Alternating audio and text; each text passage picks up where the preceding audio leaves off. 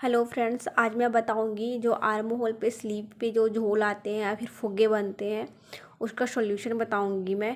क्योंकि ये ब्लाउज ये मेरे पास आया है, इसमें तो सब सही है। बाकी जो शोल्डर है वो एक शोल्डर छोटा है, एक शोल्डर बड़ा है। मैं आपको दिखाती हूँ।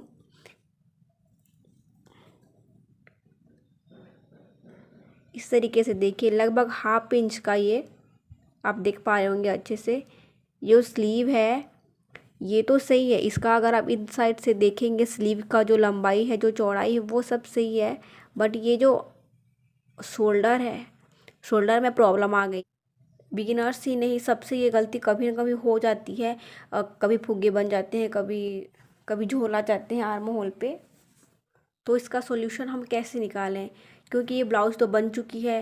तो अब हम ऐसा क्या करें कि हम जो शोल्डर है उसको सही तरीके से हम इसको बना पाएँ फिर से। तो बस इसी को मैं बताऊंगी आज।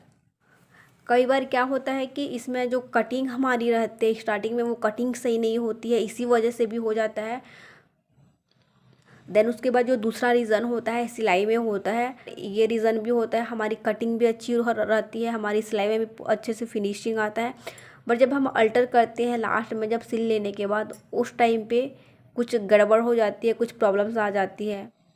तो जब हम अल्टर करें, ब्लाउज हो या सूट हो, किसी को भी हो, तो एक बार उसकी लंबाई, उसकी जो चौड़ाई है, उसका चेस्ट, उसका कमर, उसका स्लीव, जो भी मेजरमेंट हम लोगों को लेनी रहती है, जिस नाप से हम लोग बनाते हैं, उसको एक बार फिर से नाप लीजिएगा। देन उसके बाद अल्टर करिएगा, तो इसमें कोई प्रॉब्लम नहीं आती है।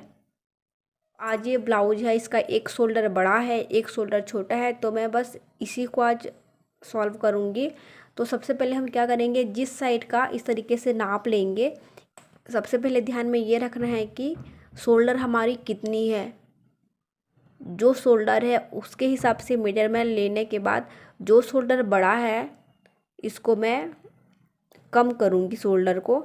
तो कम करने के लिए मुझे क्या करना पड़ेगा, क्योंकि ये तो सिलाई हो चुकी है, तो मुझे ये पूरा स्लीव का ये जो आर्म होल पे जो जॉइन करते हैं ये पूरा मुझे खोलना पड़ेगा। मैंने ये स्लीव को निकाल लिया है। स्लीव को निकालने के बाद हम चेक करेंगे। ये देखिए, अभी आपको डिफरेंस पता चल रहा होगा कि एक शोल्डर छोटा, एक शोल्डर बड़ा है। ये कितना ज़्यादा बड़ा था। तो मैं यहाँ पे कटिंग करूँगी, फिर यहाँ पे थोड़ा सा रखूँगी, सिलाई मार्जिन में जाएगा। मुझे सिलाई में इतना ही लाना है, तो हाफ इंच इधर रखूँगी और बाकी एक्स्ट्रा कपड़ा मैं यहाँ से काट लूँगी। इस तरीके से फैला लेंगे।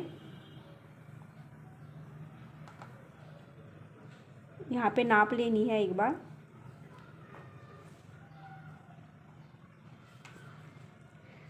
ये वाला जो शोल्डर है वो 2 इंच का है, देखिए। तो इस वाले शोल्डर को भी मैं 2 इंच ही रखूँगी।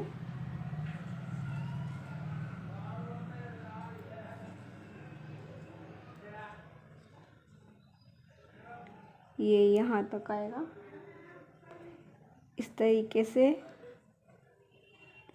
पूरे 1 इंच एक्स्ट्रा है ये, तो हाफ इंच मैं रखूँगी। सिलाई मार्जिन में जाएगा हाफ इंच, और बाकी हाफ इंच को मैं काटूँगी। ये देखिए, मुझे ये हाफ इंच रखना है और ये हाफ इंच मुझे काटना है, तो मैं इसको काट लूँगी।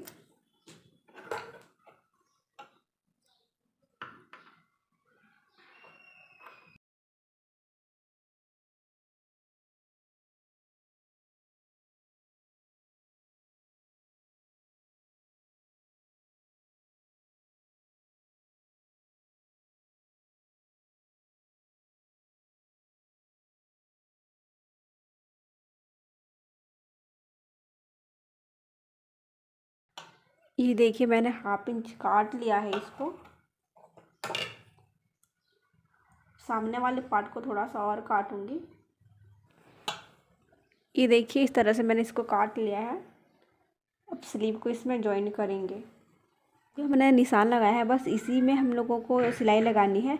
अगर थोड़ा सा भी इधर उधर हुआ तो फिर से हमारा जो शोल्डर है वो छोटा बड़ा हो जाएगा, तो मैं इसी के ऊपर सिलाई लगाऊंगी। स्लीव को भी नाप लेनी है। इसके सेंटर पे कट दे देंगे।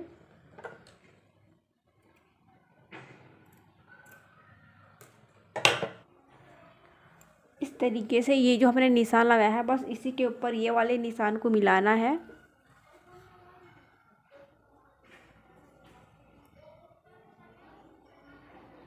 और बस इसी में सिलाई लगाते जाना है। तो मैं इसमें सिलाई लगा लेती हूँ।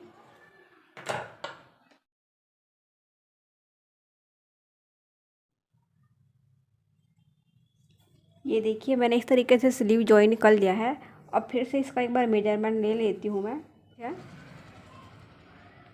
इस साइड का शोल्डर भी ये 2 इंच है। देखिए इस तरीके से ये जो मेरा शोल्डर का प्रॉब्लम था वो तो सॉल्व हो चुका है। अगर आपके साथ भी कुछ ऐसा हुआ हो, शोल्डर छोटा बड़ा हो गया हो, तो इस तरीके से आप सॉल्व कर सकते हैं। जो सिलाई रहती है आर्म होल और स्लीव दोनों की, तो सिलाई को हम लोगों को खोल लेनी है। सिलाई खोलने के बाद बराबर से नाप लेनी है कितना शोल्डर चाहिए हमको। देन उसके बाद कटिंग कर लेनी है। याद रखें कि सामने का जो आर्म होल है वो तो हल्का सा छोटा रहता है और बैक साइड का हल्का सा 1/2 इंचेस का बड़ा रहता है। तो उस तरीके से आप काट लीजिएगा। देन उसके बाद स्लीव को जॉइन करिएगा। अगर आप चाहते हैं कि इस तरह का कोई प्रॉब्लम ना आए तो सबसे पहले कटिंग पे ध्यान दीजिएगा अच्छे तरीके से। अगर हमारी कटिंग अच्छी रहेगी तभी हमारी जो ब्लाउज है वो अच्छा बन के रेडी होगा। तो सबसे पहले तो कटिंग रहता है। देन उसके बाद आप जब सिलाई करते हैं तो ध्यान से सिलाई करिएगा। देन अल्टर करते हैं तो भी आप सबकी मेजरमेंट एक बार ले लीजिएगा। देन उसके बाद आप सिलाई करिएगा, तभी जो है हमारा जो ब्लाउज है वो अच्छे तरीके से बनेगा। नहीं तो ये सब प्रॉब्लम्स आती रहती हैं। कभी कभी फुग्गे बनने की प्रॉब्लम्स आती है, झोल आ जाते हैं ब्लाउज में, आर्म होल में।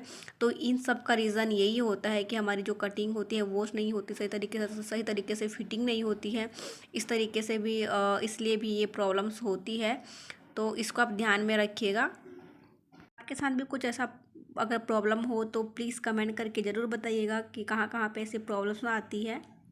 अगर आपको मेरा ये वीडियो पसंद आए तो प्लीज़ मेरे चैनल को सब्सक्राइब करिए, साथ ही बेल आइकन को भी क्लिक करिए ताकि जब भी मैं कोई नया वीडियो डालूँ तो आप सबसे पहले देख सकें। साथ ही मेरे वीडियो को लाइक करिए और जितना हो सके शेयर करिए।